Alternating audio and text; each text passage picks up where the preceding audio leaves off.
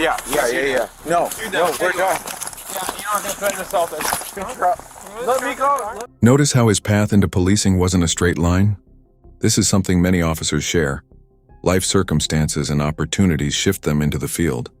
And did you catch the key detail? He started in records. That means he saw firsthand how court decisions hinge on reports. Every word can determine guilt, innocence, or dismissal. Officer Subia. I've been working for the Bellingham Police Department for about 5 years now.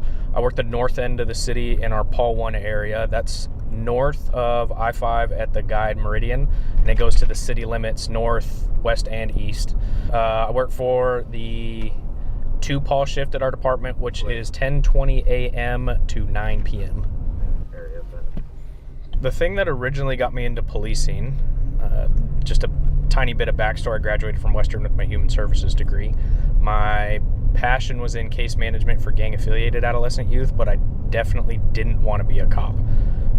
It changed a year later. A lot of personal life circumstances happened, and a job opportunity opened up in the records department at BPD.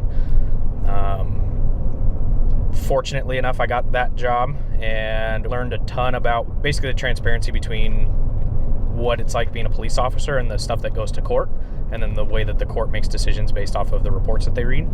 After a year, I got kind of tired of sitting behind a desk and I wanted to do more. And I went to the lieutenant at the time who had hired me in records and asked him about the possibility of becoming a cop. And he kind of fast-tracked my hire, and here I am. Just some of the things that in general that spurred that decision was a desire to help. And I think if you talk to any cop, that's really a common thread. But along with a desire to help, I like being involved in the things that matter the most. Seeing people on their worst day and being able to address some of the underlying issues that are there is a whole different world. And now looking back on that, that's the root of why I became a police officer. 2272. Hey, man. Hey, do you want to just take it? Trying to call my boss. No, it's okay. Go ahead and take a seat. How do you feel right now? Shock. This is an interesting insight. Officers often talk about helping people on their worst day. But here's the catch. Every decision they make in those moments isn't just about compassion. It can spiral into criminal charges, court battles, and lifelong consequences for the person they're helping. Or arresting a... Okay. Take a couple deep breaths for me. I'm going to have medics just come and take a look at you. Okay. He should probably be checked out.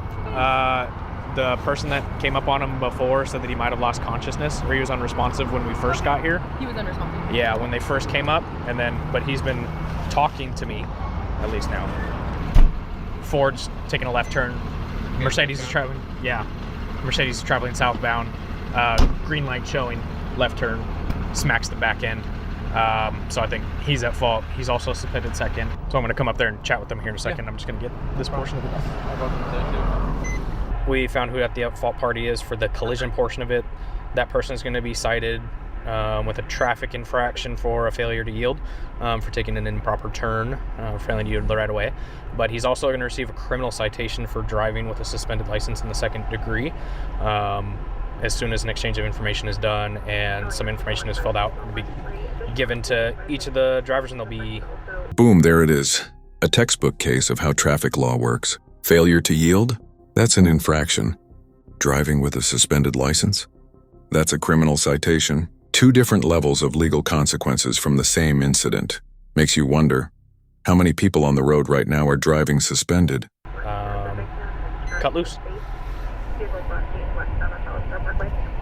While we've been sitting here, one of the things that we're balancing now is dispatch advised about an unrelated call to what I'm currently on about a simple assault that might have happened up at the mall, which is directly behind us, and that they took off in a vehicle.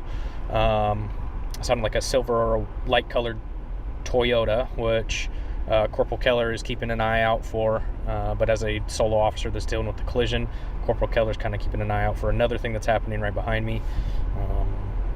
It's a pretty frequent thing that I would say is happening on calls when you're trying to balance talking on the radio, handling your calls for service, but also kind of keeping a situational awareness of some of the things that we might not be directly involved with at the time.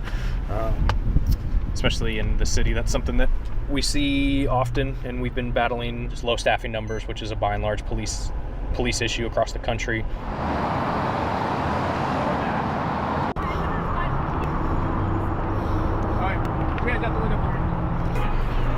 Hey, firm.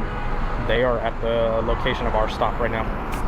Serial killers always talk to strangers. Yep. And then those Zoomies people were like bothered me a lot because they talk to every customer as if they're interviewing me. So essentially what we had was a simple assault. We had a subject that came into in the mall, had got verbal with one of the employees there, had ended up assaulting said employee, punched the employee in the face, scratched her face, was asked to leave multiple times after that, got into a bit of an argument with employees. Eventually did leave. We were given a description of the suspect, located this vehicle, which we were given the plate as well. Driver matches the description of the suspect and said assault. So right now she's detained. We're just waiting for a field show up to confirm that that's the individual that was involved in the assault. So you are under arrest for assault 4. What that's going to look like is a citation, okay? All right, so you said that Shoreline address is good for getting mail? Yeah. All right, so you need to make sure that you stay on top of that. I don't want it to turn into a warrant, all right, because you'll get a court date for that, okay? Does that make sense? Yeah. All right, I'm gonna let you out of this right handcuff first. When I do that, if you can place your hand on top of your head until I get the other one out, that'd be greatly appreciated. Here's where things escalate. Assault in the 4th degree, sometimes called simple assault, is still a criminal charge. It might not sound severe, but it can carry jail time, probation, and a permanent mark on someone's record. And listen carefully. The officer stresses court dates. Miss one, boom, instant warrant. Thank you. Thank you.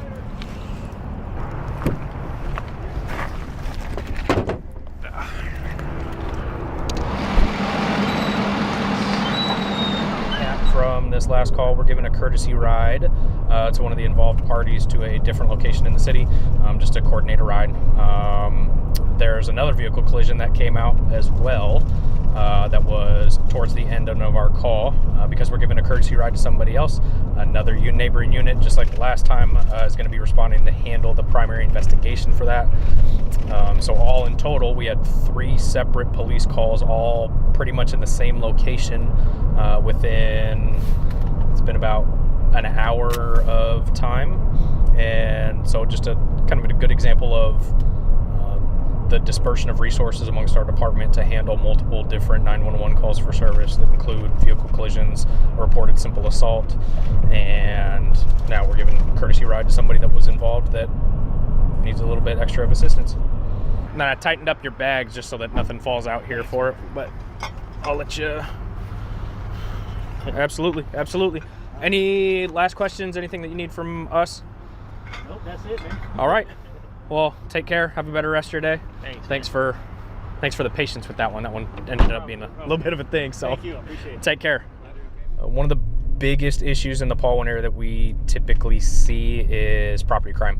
And property crime can range from theft from stores to possession of stolen property. We see a lot of theft of food items all the way to electronic devices. And that's usually embedded with a lot of different issues that we see just in terms of addiction and drug use is something that we typically see that's associated with it. But then additionally with homelessness. 6786 Kellogg and Meridian. 11 Kellogg and Meridian. Copy.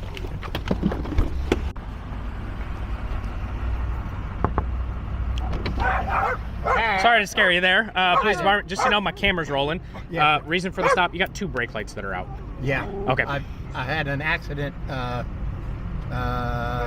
Friday, Oh, okay. and it was somebody hit me from behind. Gotcha. I can't get to them. I can't open the tailgate. Okay. To get the 2 bolts Okay. full of things. Perfect. to get Can I just take a look at your license? Yes, sir. You got registration and insurance as well.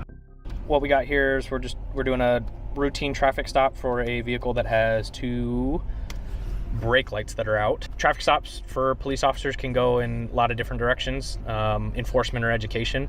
This one for me typically is going to be an educational stop, especially going into the rainy season here in Washington when we see an uptick in collisions and things where people are either getting hurt or involved in a vehicle collision in some way, shape, or form. I will give you this all back. I'm just, obviously verbal warning for it. My biggest thing is that when pulling people over for brake lights being out, sometimes they don't know. Obviously, if you've been in a collision, that would make a lot of sense. Any questions for me? No, sir. All right, take care. Have a good rest of your day. And contact and recording.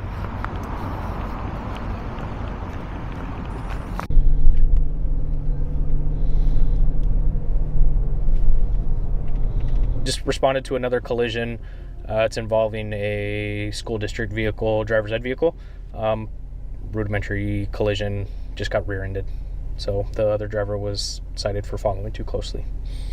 A month ago, I started using it. Using it again, okay. Yeah. Is there any more in the car? Any more drugs? Any more blues? Call that we just responded to was regards to a person that was passed out in the driver's seat of a vehicle. The primary officer in this case was looking, had burnt foils and lighters that were in the car at the time. And at this point, it's a public safety matter in terms of addressing someone that's passed out at the wheel of a car with the keys in the ignition. And we're just trying to check their welfare as well, in terms of whether they're going to be driving away, whether they're staying put, what their plan of action is for the rest of the evening.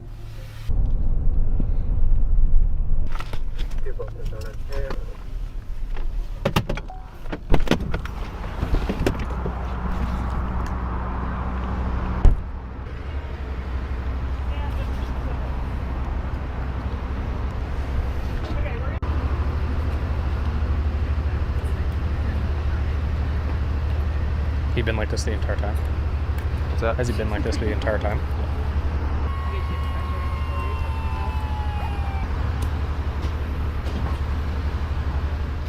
We're responding to a domestic dispute between a person that's calling in and her ex-boyfriend, something about the ex returned back and did something to her vehicle. 211 area. Where's he at? He's inside? Yeah, can you come down here?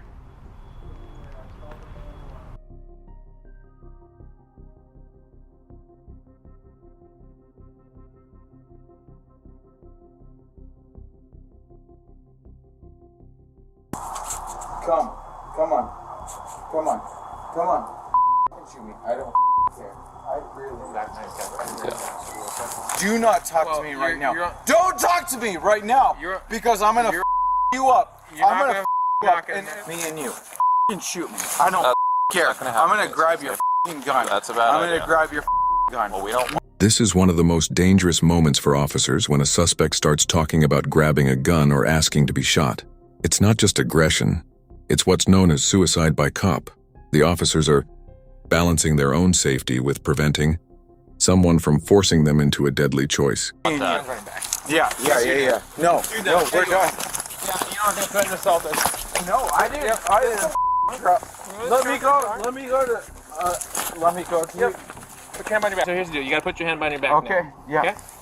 Are we going together? Yes, we're going together. Okay, stop pulling. Got it? There Yes, we go. Okay, stop pulling. And I don't want to be. I'm fine. Yep.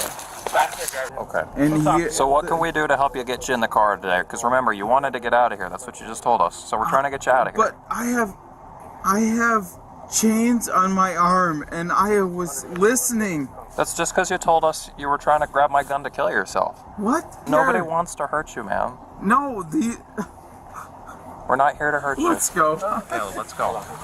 There we go. I know you're doing what you have to do.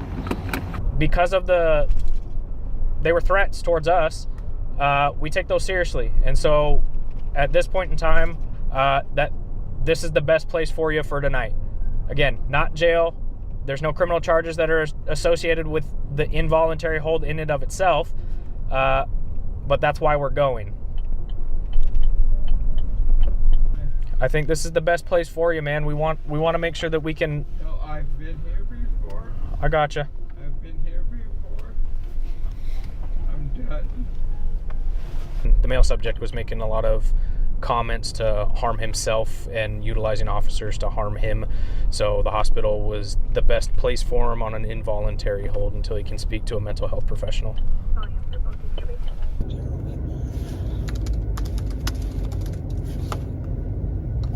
I'll just head into for a female subject that they have 6 open theft investigations on that walked away from the store with merchandise.